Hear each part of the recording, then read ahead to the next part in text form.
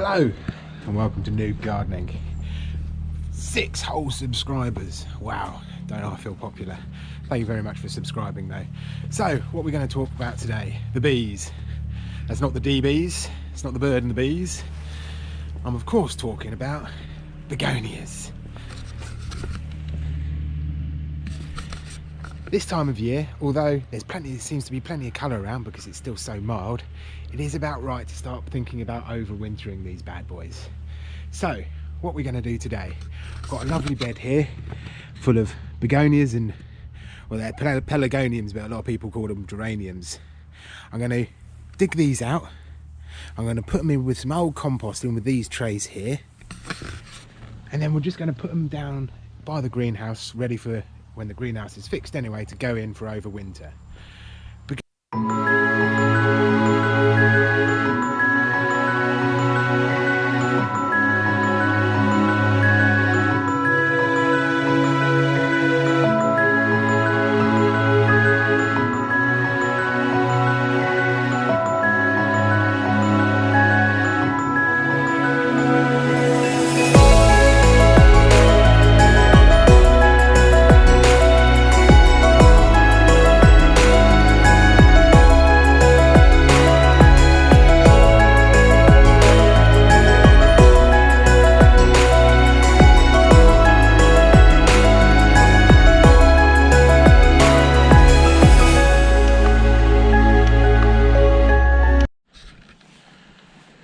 Right then, well, that's all the begonias up. If you noticed, when you're taking them up, don't just kind of pull them up. If you hear anything like, that's basically the little plant going, no, my roots. So you want to get a big clump of the actual root ball itself and soil around it. So they're all planted up. They're going to go down to the greenhouse. And we're going to start working on, I'm going to call them geraniums. It's a common name, they're not really geraniums, people call them pelargoniums, who gives a monkeys, but these can be blooming expensive. So if you can find a way to propagate them, I recommend you do it. Now, I know some people can do it by seed, but I ain't that green fingered, so I tend to take cuttings. You can take cuttings of these, and next year you'll save yourself a big bunch of cash. Now, I don't actually have time to do cuttings today. I might make another video for that. So I'm going to do something quite similar with these geraniums. Now, with those pelargoniums, you can really cram them into a pot. With these, don't really like that, and they suffer a little bit from rot. You can see here where the moisture gets to them. They get a bit fungus ridden. They like to be dry, their leaves. So anyway, what I'm going to do is I'm going to get loads of little pots. I'm going to put all these geraniums into that pot, and we'll again take them down the greenhouse ready to propagate. And once we're done with that, we'll have a nice empty bed we can start building for winter. Right then, real just quick pro tip, if you've got a silly long garden like this one is, don't go being Mo Farah and running 10,000 metres. I feel like I just have. Whew. Try and get all your stuff ready to do the job, so you can do the whole job all at once. You're not going backwards and forwards. So again, what do you need for this? You need your trusty trowel, get some garden gloves just in case there's some nettles in there, get a few pots, and this compost here is actually old compost from previous years, from pots and stuff like that. You just pull it out, dump it up in a big pile, and you end up with some nice kind of, it's not going to be rich enough to kind of be potting in, but it can be good for like digging in begs or stuff like this, where you just need a little bit of extra stuff. You're not trying to make anything grow, just trying to keep it alive. So, pro tip, get all your stuff together, then do your work, then it'll go a lot quicker and you won't be expending so much energy.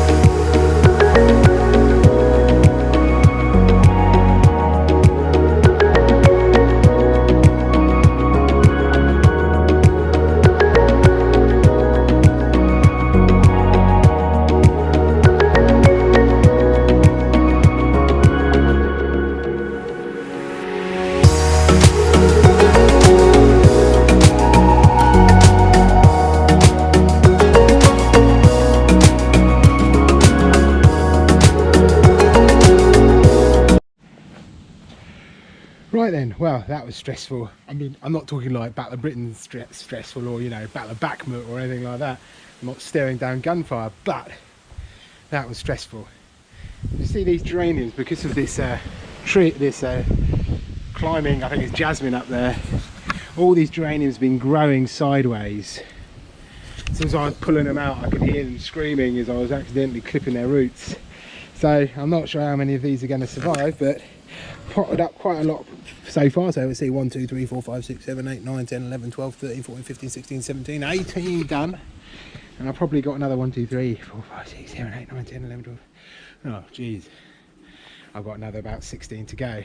I'm not going to be able to save all of them, mainly because I don't have enough pots. Yeah, hopefully you get the right idea.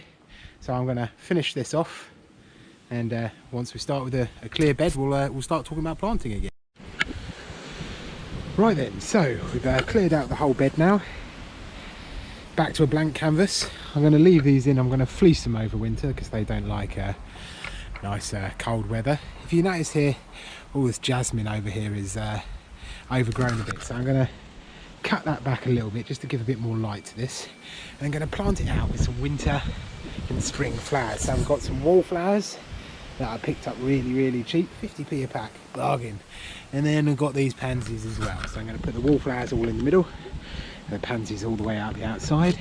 I'm going to cram loads of bulbs in there as well. I reckon tulips will look lovely in that, and then we'll be done, ready for winter.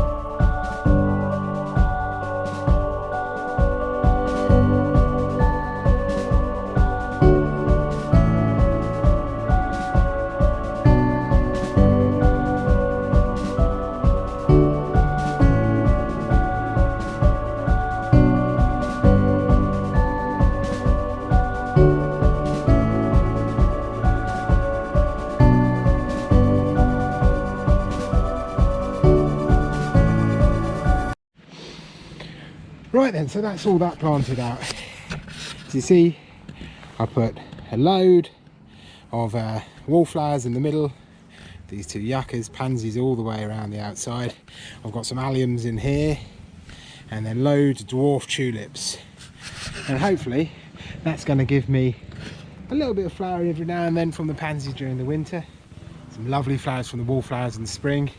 And then when those tulips arise and those alliums come up, they're going to look absolutely lovely. So, hope you learned something. As you noticed, spread like before with the planting, spread all your plants out first, get a feel of what it's going to look like before you plant the ground. Don't just dive in there straight away, otherwise you'll end up replanting everything and hurting the plants in the long run. So yeah, hope you liked the video. Like and subscribe. Join the 6 strong that we're at the moment, and yeah, see you soon.